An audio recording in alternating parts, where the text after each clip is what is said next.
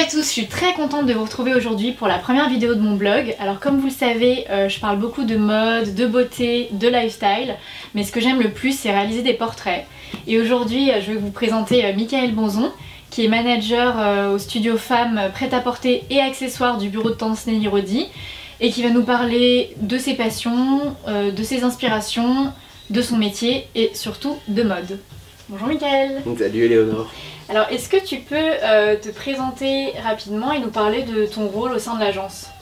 Alors mon rôle au sein de l'agence, c'est de focuser sur le marché asiatique depuis peu. Auparavant j'étais en charge de tout le studio Femmes, prêt-à-porter et accessoires, avec toujours chez Nelly Rodi un œil plutôt transversal sur tous nos marchés. Mais depuis 2 ans, parce qu'il y a une émulation qui est fortement présente en Chine notamment, j'ai pris parti de développer le business, d'accompagner les sociétés sur place, là-bas en Chine, que ce soit à Shanghai, Guangzhou, Macao, plutôt le sud de la Chine. Quel est le label qui te définit le mieux? Est-ce que tu es plutôt un chasseur de tendance, un futurologue, un prospectiviste?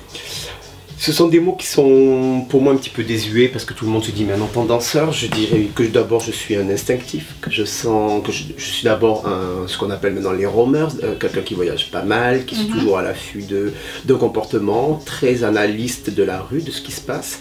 Et c'est par ce que je vais y sentir que je construis une manière de réfléchir, de penser, et c'est ce que je préconise auprès de mes clients.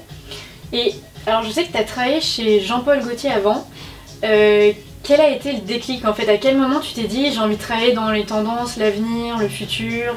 Alors j'ai un parcours plutôt éclectique chez Jean-Paul Gaultier, c'était assez furtif, mais c'est vrai que j'ai commencé par les créateurs, donc les créateurs des années 90, qui étaient à l'époque des valeurs référentes, donc je suis passé chez Michel Klein, Mugler et Gaultier.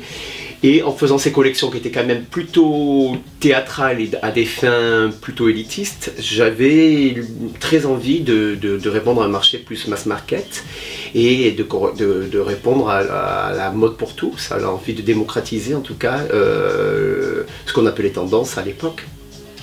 Alors, une question je pense qui intrigue tout le monde, est-ce que tu peux nous expliquer comment on est une tendance mode?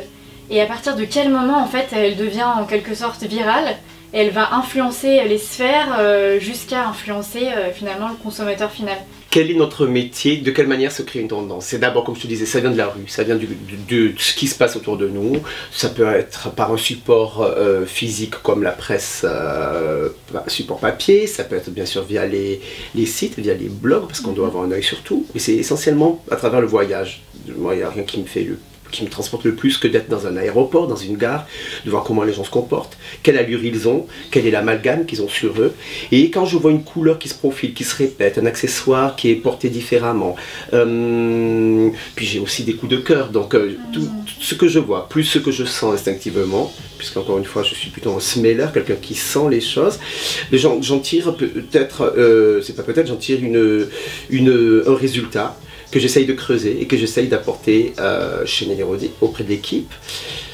Ça, c'est plutôt le cheminement d'un instinct. Après une tendance, nous sommes plusieurs créatifs à l'agence et ils sont nombreux à nous rejoindre pour le lancement d'une saison où on apporte tous nos inputs. Que ce soit un coup de cœur pour une exhibition, que ce soit une peinture qu'on a chinée, un meuble. Donc on fouine vraiment partout et on arrive de manière impulsive avec des éléments qu'on partage en commun. Ça c'est plutôt un premier input, on va dire, un peu sauvage d'ailleurs, parce qu'on arrive, on a 10 minutes pour communiquer, donc il faut que ce soit très bref, très incisif. Et après, il se passe des choses où il y a plusieurs salons dans le monde qui reflètent les envies de demain en termes de matière et de tout. On se rend compte aussi que les autres bureaux dits de tendance arrivent aussi avec les mêmes inputs, les mêmes envies. C'est ce qui est très incroyable dans ce métier. Et justement, tu parlais de coup de cœur. Quelles sont les marques de mode que tu as préférées cette année ou que tu aimes en général? Très difficile de répondre à ça. Alors il y a des marques et puis il y a des concepts. Moi comme je te disais, je suis quand même beaucoup plus focusé sur le marché chinois. Donc je vais te parler justement de ce marché qui est en train d'être boulimique et effervescent. Boulimique en termes justement de quoi faire pour demain. Et il se donne vraiment les moyens. Donc tu as des marques qui explosent comme Moenco, qui est ici présent en Galerie Lafayette et au BHV. Et ce n'est qu'un début. Leur marque seconde premium qui s'appelle Edition by Moenco. Tu as beaucoup de labels coréens qui cartonnent actuellement comme Low Classic, Magic, comme Crestdim, comme pas mal d'autres brands qui sont en train d'exploser là-bas, mais qui, une fois qu'ils vont aussi s'implanter en Occident, risquent de porter préjudice à notre marché à nous, mais en tout cas ils sont novateurs. Et en Europe, je suis quand même assez sensible, en Europe ou aux États-Unis, je suis assez sensible à part toute cette vague street culture qui est là depuis 5 bonnes années, comme les White Project, les Wood by Air, les Public School, donc le duo, je ne me rappelle plus de leur nom, mais qui était chez DKNY, qui vient de quitter. Donc plutôt une dimension street fonctionnelles dans lesquelles s'injecte une part d'art contemporain ou de messages sociaux un petit peu rebelles. Je suis plus dans ce focus-là actuellement. D'accord. Alors justement, je rebondis sur ces 2 générations et ce sera ma dernière question. Quel conseil tu pourrais donner à un jeune qui a envie de devenir tendanceur ? Alors, le conseil que je pourrais leur donner, vous qui nous écoutez, c'est d'être curieux, d'y croire absolument, d'être énergique, vraiment, de s'intéresser à tout, et à un moment donné aussi d'arrêter, de s'évader peut-être dans la nature, de faire un break pour en extraire une substantielle moelle, pour savoir vers quoi vous voulez aller, quel est le message que vous voulez tenir, parce qu'il y a beaucoup de touche à tout, c'est toujours très plaisant, mais il faut savoir à un moment donné se construire soi-même et avoir ses propres valeurs, et surtout ne pas les taire, les réaliser. Et utiliser tout ce qui... On a la chance aujourd'hui d'avoir des supports digitaux qui puissent révéler de jeunes talents, là où à l'époque ça se faisait pas, il y avait plutôt un cursus traditionnel où il était difficile de se réaliser et d'être proclamé successful.